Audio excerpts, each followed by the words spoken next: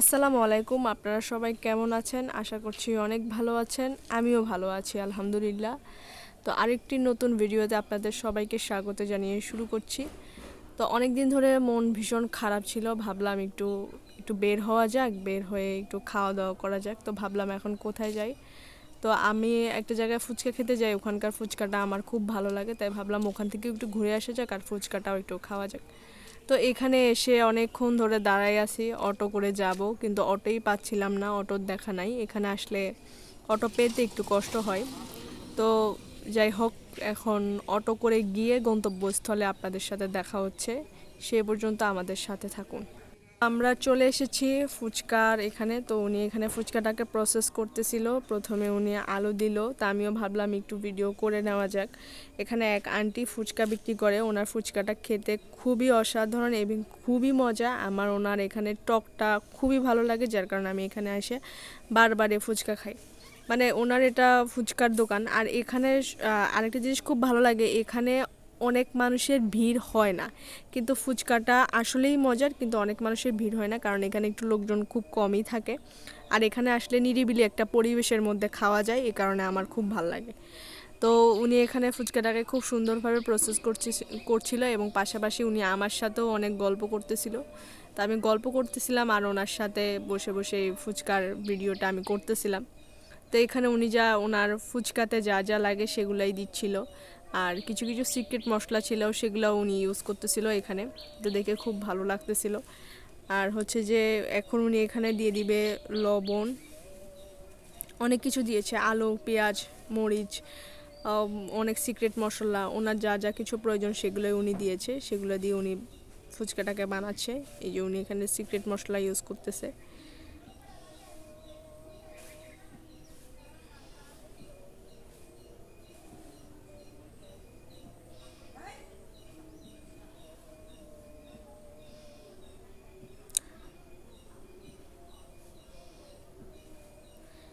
এখন উনি এখানে নিয়ে নিবে চটপটি, মানে যেটাকে আমরা ডাবলি বলি, অনেকে ডাবলি বলে, অনেকে আবার অনেক কিছুই বলতে পারেন। তো উনি সেগুলো দিয়ে এটারে ভালোভাবে মিশাচ্ছিল, আলুর সাথে মিশাচ্ছিল, খুব সুন্দরভাবে মিশাচ্ছিল। এখন উনি এখানে ফুচকার পুর নিয়ে নিয়েছে। এখন এই ফুচকার পুরের মধ্যে উনি এই মশলাপাতিগুলো ঢুকাচ্ছে।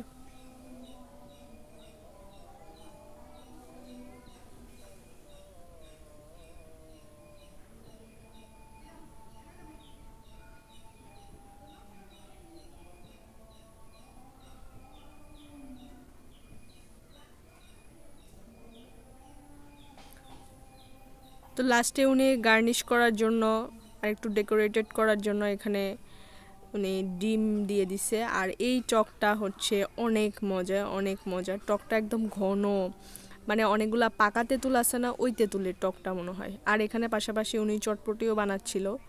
তো চটপটির মধ্যে উনি ডাবলি প্লাস পেঁয়াজ, কাঁচামরিচ, ধনে পাতা এগুলা দিয়ে দিচ্ছিল। প্লাস ওনার অনেক সিক্রেট মশলা ছিল, সেগুলো উনি দিয়ে দিয়ে দিচ্ছিল, লবণ দিয়ে দিল,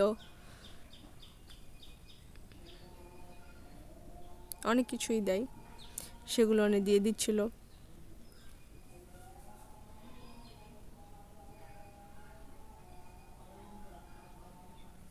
উনি সিক্রেট মশলা ইউজ করছে এখানে।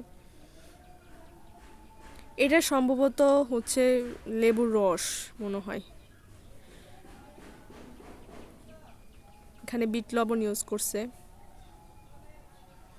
এখন দিয়ে দিচ্ছে ডাবলি।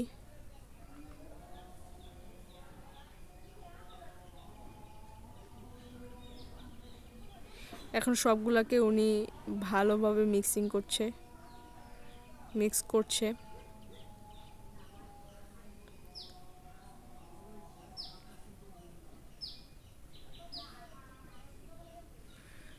প্লেটও বেড়ে দিচ্ছে। এখান থেকে ওনার থেকে অনেকে পার্সেলও নিয়ে যায়। তো উনি পার্সেলের জন্য এখানেও চটপটি বানায়। পাশাপাশি উনি ফুচকা দিয়ে দিচ্ছিল সবগুলোর মধ্যেই। তো অলমোস্ট এখানে আমার ফুচকা এবং চটপটি খুবই ভালো লাগে, বিশেষ করে এখানে টকটা আমার থেকে অনেক ভালো লাগে। তা আপনারা যদি খেতে চান তাহলে চলে আসবেন। এখানে ফুচকাটা অনেক ভালো। আমি চটপটিটা খেয়েছি, তবে আমার থেকে বেশি ভালো লাগে এখানকার ফুচকাটা। ফুচকাটা আসলেই অসাধারণ, বিশেষ করে এখানে টকটা, আমি যতবারই যাই টকটা অনেকবার নিয়ে খাই।